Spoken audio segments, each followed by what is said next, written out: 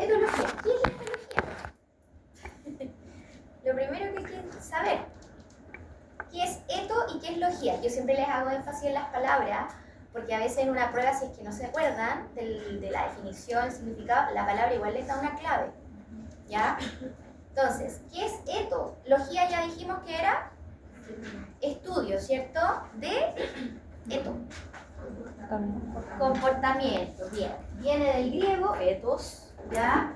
Y significa costumbre, ¿cierto? Y logos, razonamiento, estudio, ciencia, ¿ya? Estudio del comportamiento animal. Otra cosa que me gusta preguntar y que les quede en la cabecita, ¿qué diferencia hay entre un etólogo y un etólogo con apellido clínico? ¿Habrá alguna diferencia? ¿La práctica? El clínico debe ser de cuanto a comportamiento. Ya, pero me dijiste debe ser, es un requerimiento. ¿Quién tiene la facultad para ser etólogo clínico? ¿Por qué? De hecho, yo en el magíster tenía compañeros que eran biólogos, ingenieros, o sea, cualquiera de ustedes o cualquier otra persona de otra área puede hacer un magíster, ¿ya? Para interiorizarse en el mundo del comportamiento y todo. Pero para llegar y abordar una patología, prevenir, tratar, ¿cierto?, problemas de comportamiento, tenemos que ser médicos. ¿Y por qué creen ustedes? Es cosa de ver su malla. Ya se conocen las posibles como patologías y todo para poder hacer la conducta. Ya, sí. De hecho, eso pasa, chiquillos. O sea, ustedes tienen una malla donde tienen que aprender anatomía, fisiología, fisiopatología. Ya entramos a ver las patologías. Y todo eso está integrado, ¿cierto? Y se expresa finalmente como un comportamiento. Tienen que aprender de farmacología. Nosotros como etólogos clínicos, si es que el entrenador no funciona el tema de la modificación de conducta por sí solo, recurren a nosotros para dar fármacos. Eso es otra atribución que tenemos nosotros porque tenemos y aprendemos respecto a fármacos. Cómo interactúan, cuáles son los efectos. ¿Qué pasa, por ejemplo, qué pasa con un paciente que es hipotiroidio, un perrito hipotiroidio, ¿cierto? No tratado y que además tiene un problema denominado agresividad como fuera de contexto? ¿Cuál creen que es el problema principal ahí? ¿La agresividad o el hipotiroidismo? Sí.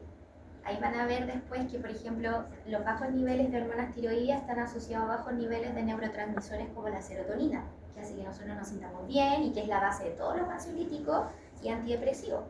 Entonces, si nosotros modificamos el problema del hipotiroidismo, vamos de manera asociativa, ¿cierto?, solucionar el problema de conducta. ¿Se fijan?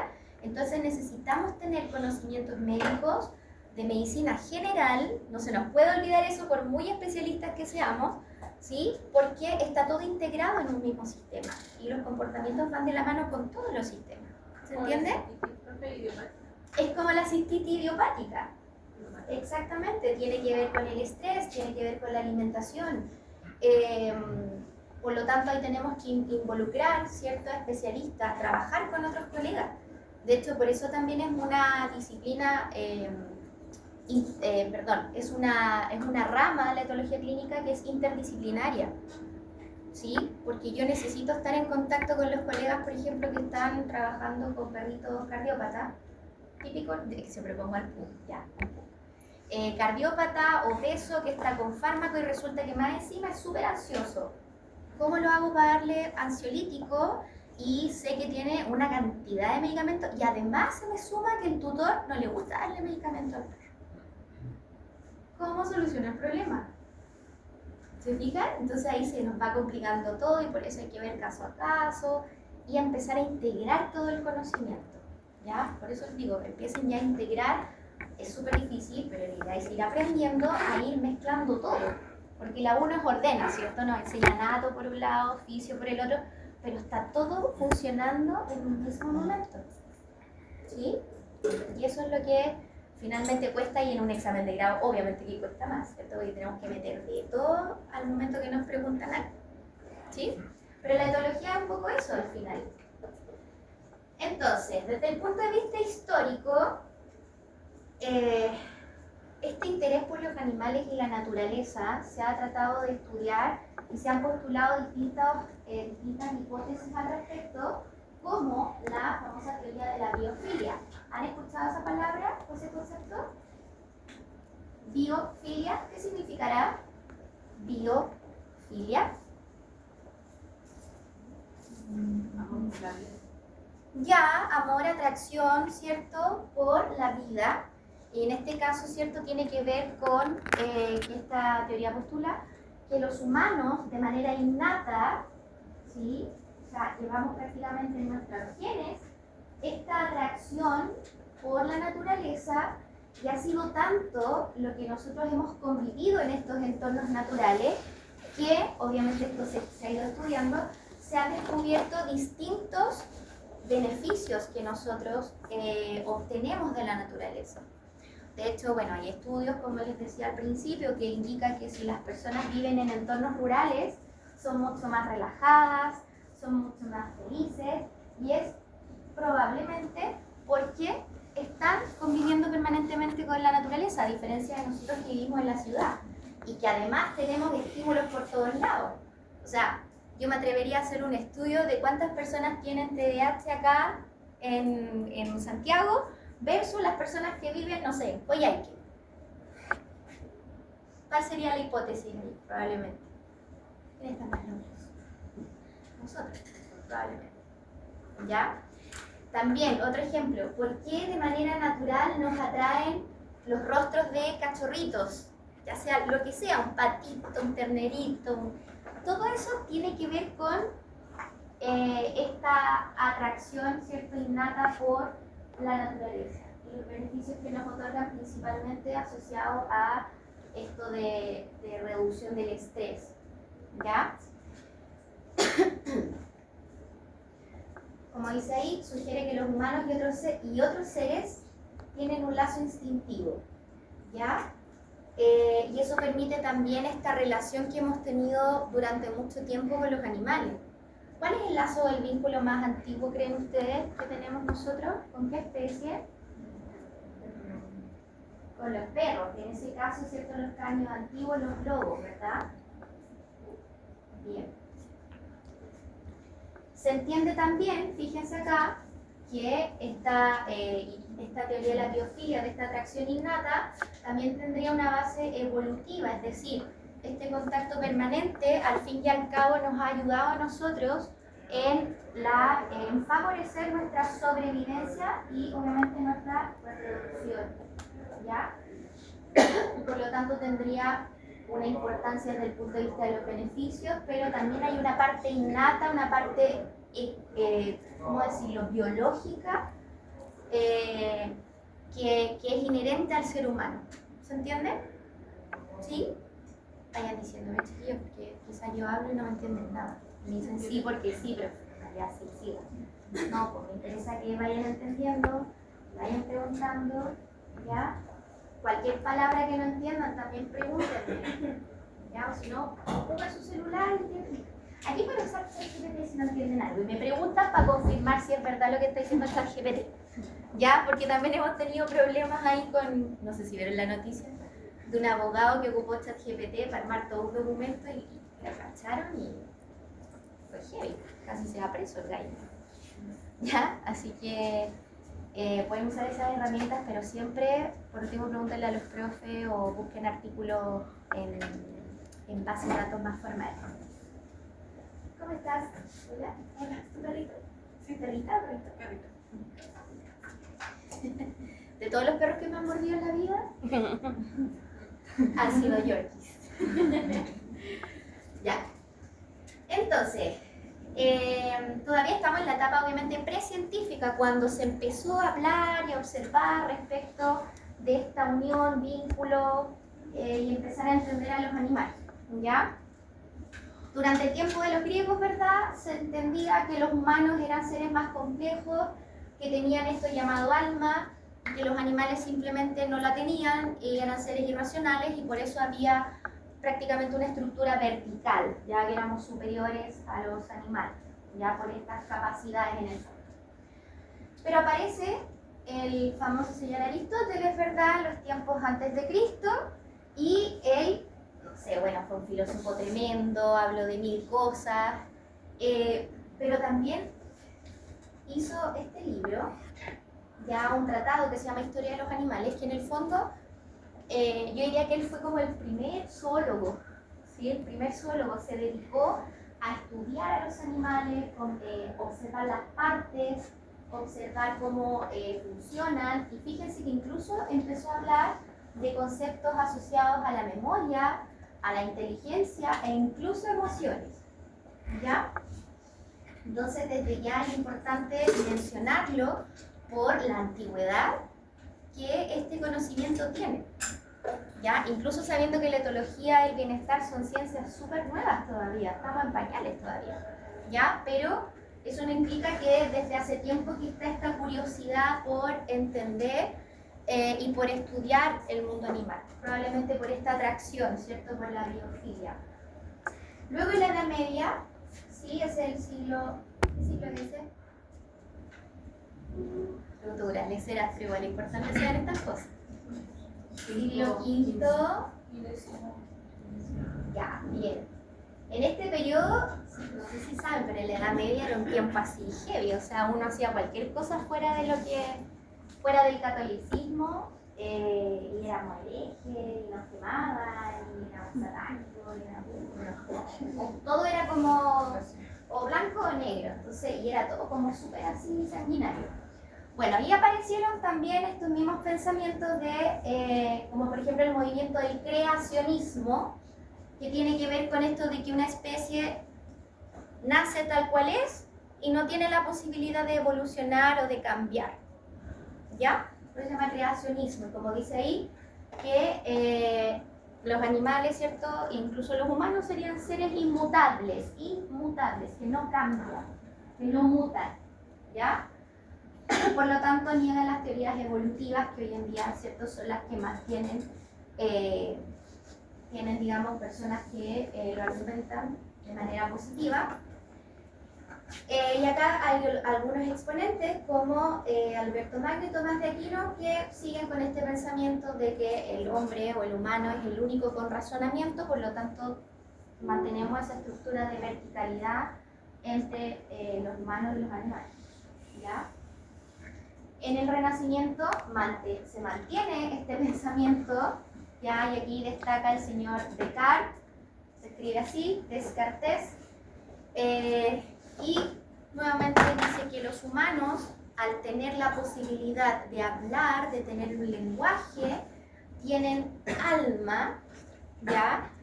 Y los animales, como no hablan y no tienen esas capacidades, no tienen alma y prácticamente son cajas negras, ¿ya? Son irracionales. Continuando con la etapa precientífica, ¿cierto? En el siglo, ¿qué siglo es ese? 19, ¿qué año corresponde, más o menos? 1800. Súper. Cuando es 19, cambiamos al 8, 1800, súper. Entonces, por ahí por los 1800, también hay exponentes como Saint-Hilaire y Fabre, quienes comienzan también a experimentar y observar a los animales, y fíjense que comienzan a hablar de esta corriente denominada instintivista, ¿ya? En el cual comienzan a observar que los animales tienen conductas innatas, ¿ya? Y que les sirven para sobrevivir, ¿sí? Como dice ahí, animales tienen conductas innatas que los impulsan a realizar actos sin pensar o reflexionar y les permite sobrevivir. ¿Eso hasta el día de hoy es verdadero o falso? ¿Qué creen ustedes?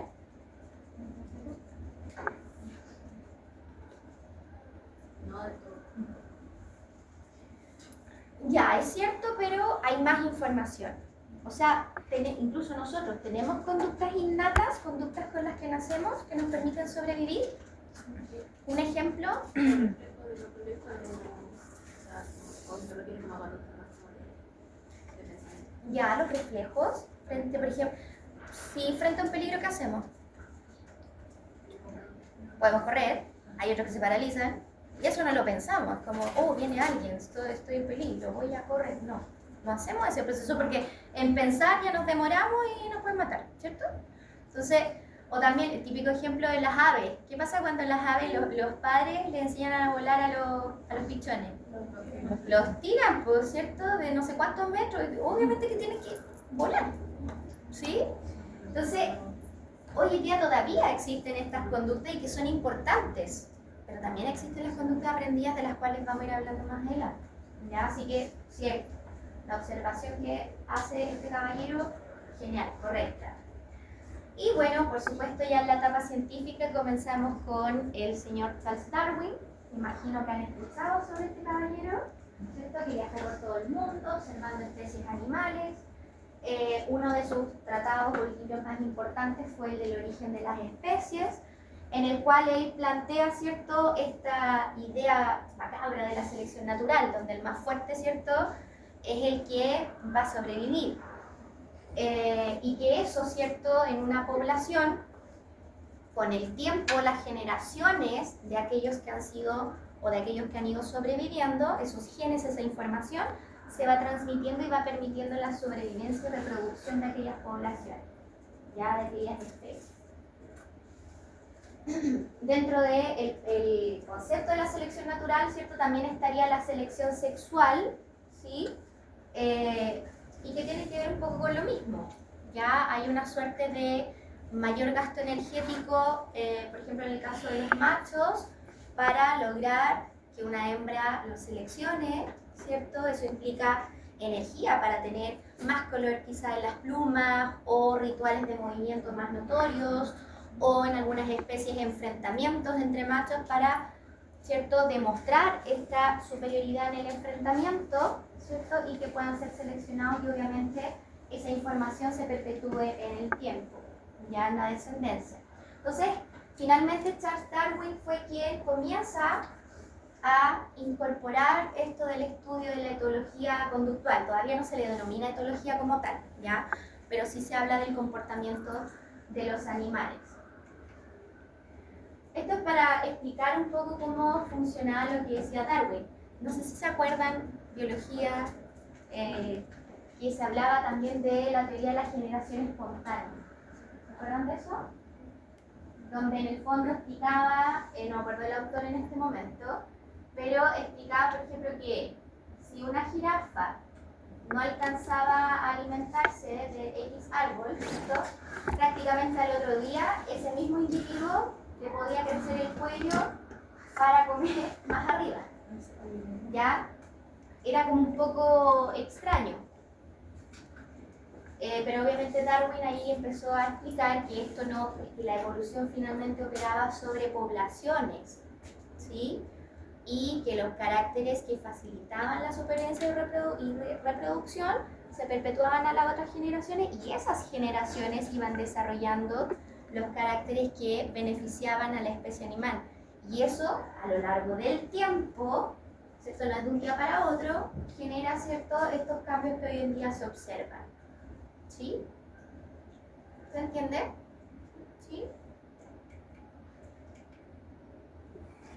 Bueno, esto es un poco lo que les decía, ya en la selección, en esta teoría de la selección natural, ¿cierto?, siempre hay una especie de evaluación que hacen los animales sobre el costo-beneficio de ciertas conductas o de expresar o de tener ciertos caracteres con un objetivo que siempre va a ser la sobrevivencia y reproducción.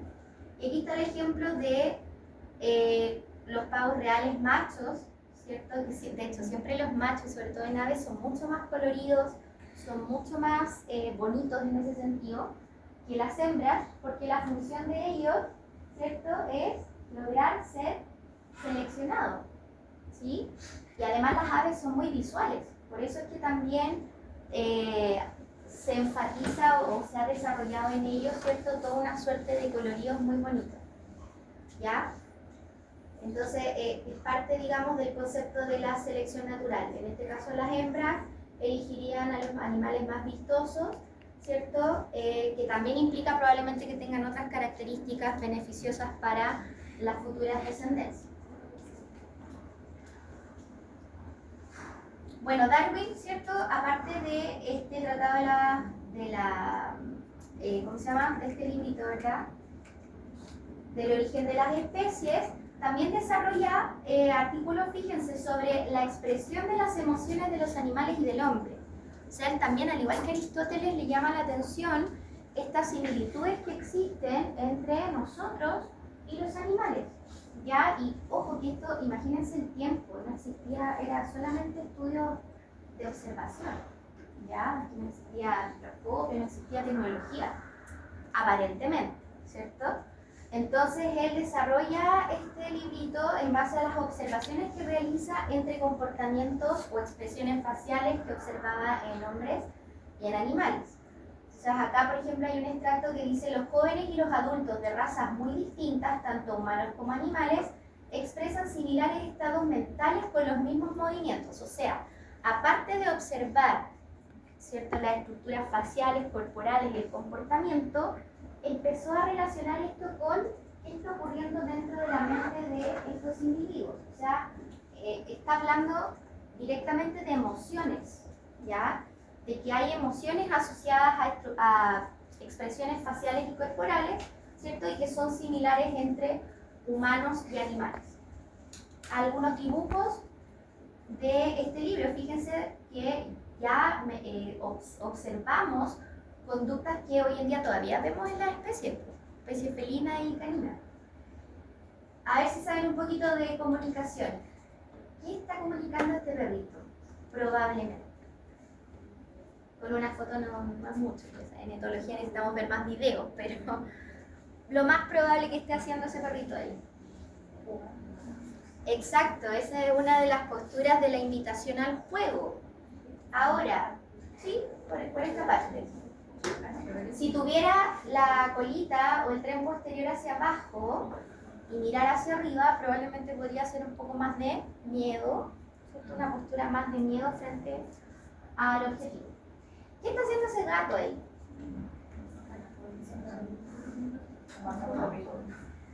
Primero, esto también me gusta hacerlo como ejercicio, porque uno lo primero que hace es interpretar. El gato está, no sé, con miedo, está feliz, está no sé qué. Pero ¿qué ven ustedes que les dice eso? Concretamente, ¿qué están observando? Se está frotando, eso asumo que es como un pantalón, una pierna. Se está frotando, ¿cierto? Y ahora le agregamos el componente de qué puede estar comunicando ese gato. ¿Los gatos todos hacen eso? ¿No? ¿Sí? Depende, siempre depende. Pero la mayoría de los gatos, ¿cierto?, dentro de su registro de conductas normales hacen eso. ¿Y para qué lo hacen? No sé si todos tienen gato. Yo, me tienen que decir, profe, yo nunca he tenido un animal. Los varios también, pues no sé, no conozco los gatos. Pero vamos a ir aprendiendo. Cuando quieren algo. No, los míos cuando quieren un problema, hacen eso.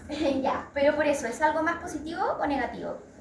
Más positivo, ¿ya? ¿Por qué? Por la colita arriba, el relajo, y además que generalmente, y está descrito en su etograma, y vamos a ver también ese concepto, que los gatos, ¿cierto?, entre ellos y con otras especies tienden a frotarse, y esos son comportamientos afiliativos para reconocer a mi propia especie o a mi propia colonia, o en este caso a mi tutor, ¿sí? Por lo tanto es algo positivo. Ahora, si hacen eso también en un sillón, ¿cierto?, en una silla, en lo que sea, también tiene que ver un poco con estos niños, ¿no? Igual que con la carita, es como si me gusta, libero feromonas, me relajo, pero tú también eres mío, ¿ya? Pero es algo positivo. Y que, fíjense acá, son conductas que vemos en los gatos en general y en su descendencia, por lo tanto, son conductas que probablemente se heredan, que vienen en los genes, que vienen en la base de información de aquella especie, ¿sí? Bueno, Darwin descubre el paralelo entre las emociones entre humanos y animales, y lo que les mencionaba antes, ya empezó a hablar de emociones y del estado interno de los animales. O sea, Darwin ya reconoce que existe un estado mental, que existe algo dentro de esta supuesta caja negra que proponía Descartes y todos los, digamos, las personas del pasado, ¿ya? Este perro de acá y este de acá, ¿qué están comunicando? Primero, ¿algo más positivo o negativo? ¿Se acercarían a esos perros? No. ¿Por qué? Están como alerta. ¿Están como? Alerta. Alerta. ¿Por qué? Se sienten amenazados. Ya, pero ¿qué ven? Tienen la cabeza agachada, tienen la cola recta y la oreja. Cola recta, las orejas hacia adelante. No sé si el problema la mirada. La piloerección, sí. Piloerección es que se levantan los pelitos, eso es por adrenalina. En esa situación es porque el perro está alerta, pero ojo que también eso puede ocurrir en perros que quieren ir a jugar. Como, ay, sí, amigos, jueguen a la casa y se les para, incluso la base de la colita se les para como el pelito. Ya es una respuesta que, dependiendo del contexto, puede variar. Ya, pero claramente, si se fijan, las expresiones corporales van asociadas también a estados mentales. Estos perros probablemente están comunicando, oye, no te acerques. Porque si te acercas, yo ya estoy estresado, si te acercas, voy a morder. Y no hay miedo acá, además. Vamos a ver más adelante de comunicación, que acá no hay miedo. Es un perro que va a ir, ¿ya? A diferencia, por ejemplo, bueno, esto es como para ejemplificar lo de las expresiones faciales entre animales y humanos, ¿verdad? Que son bastante parecidas, ¿sí? En distintas situaciones y que obviamente están asociadas a estados mentales, ¿ya? O a las emociones en este caso. Esto es lo mismo, fíjense acá este perrito y este chimpancé, es la misma expresión, ¿ya? Como de agresividad. Mostrar los dientes, mostrar los caninos, ¿verdad? Mirar directamente a un objetivo. Pero siempre me gusta ir preguntando respecto a los perros, porque es como lo que tenemos más cerca y de paso les digo que empiecen a mirar, se van a ir dando cuenta de que no es tan normal lo que tenemos a nuestro alrededor o de que falta comunicación y de que falta que nosotros como humanos reconozcamos esa comunicación en los animales para evitar accidentes, ¿ya? ¿Qué pasa con este perro? ¿Qué ven primero? Después, ¿qué podría estar comunicando? Está mostrando los dientes, ya. Ahí les voy a explicar sobre eso. La orejita hacia atrás. ¿Hay miedo o no hay miedo en ese perro? Sí. ¿Hay miedo así, pero seguro? ¿Solamente eso? A lo que voy es que puede ser un perro que igual va a morder, ¿o no? Sí. Puede morder, ¿cierto? Esto se los voy a explicar al tiro. Hay tipos de mordidas que se llaman la mordida en C. Literalmente esto es una C. ¿Por qué es una C? Porque no hay una retracción de la comisura labial. Más adelante les voy a mostrar videos o fotitos de perros que muestran los dientes, pero retraen la comisura labial, ¿ya? Cuando hay retracción de la comisura, ¿sí? Se identifica que hay más un componente de miedo. Sí o sí, miedo. Pero cuando tenemos esta mordida, puede que no haya miedo, que haya en el fondo una comunicación más ofensiva. Entonces, el problema de este perro es que es una comunicación ambigua, porque hay miedo, pero te puedo morder. Pero hay miedo, pero te puedo morder. Entonces, por supuesto que es un perrito que puede ser peligroso. De hecho, te puede mirar con miedo, te muestra los dientes y tú vas caminando y después por la espalda, ¡pum!, te puede morder. ¿Ya? Entonces, por eso es importante la observación, ¿cierto?, de la comunicación animal. A veces, simplemente el mirar, o el evadir con la mirada, ¿cierto?, de un perro, porque esté evadiendo, no sé, por ejemplo, un niño, ¿sí?, va a significar que si ese niño sigue molestándolo, va a haber una escalada, ¿cierto?, por ignorar esta comunicación, que puede ser súper sutil, y que por no identificarlo puede generar un accidente, ¿ya? Entonces eso puede ser muy básico, chiquillos, pero para nosotros que interactuamos con animales, pero no toda la gente sabe. Y también eso es nuestra labor, empezar como a enseñar, a ayudar a identificar esas señales para justamente evitar accidentes y conocer a las especies. ¿Cómo estamos en la hora? 11:42. Ya, después, bueno, aparecen exponentes como Douglas Spalding, que nuevamente menciona este concepto de la impronta, de comportamientos innatos que tienen los animales, principalmente mamíferos, aves también, que tienen que ver con cuando abren los ojos y identifican a su primera figura de apego. ¿Ya? Esa es la impronta o el imprinting, que también le llaman en inglés, que tiene que ver con reconocer las características de los progenitores y obviamente todo lo que ellos reconozcan o a su primera figura de apego va a significar que van a imitar, van a aprender, van a generar una base de conocimiento producto de esa figura de apego para toda su vida. Entonces, por eso es importante reconocer este comportamiento, ¿ya? Y que también en la práctica a nosotros nos ha servido. De hecho, si ustedes, no sé, se encontraran o estuvieran, no sé, con un patito y ese patito no tiene mamá y por primera vez los ve a ustedes, lo más probable es que el patito los va a seguir para todos lados, ¿sí? Y se va a creer que ustedes son la mamá pato. Entonces, si ustedes van para aquí, va a ir, si nada va a estar con ustedes y va a ir aprendiendo. Siempre me acuerdo que en la universidad de Chile, nosotros teníamos como una granja, no sé si la conocen, un mundo granja.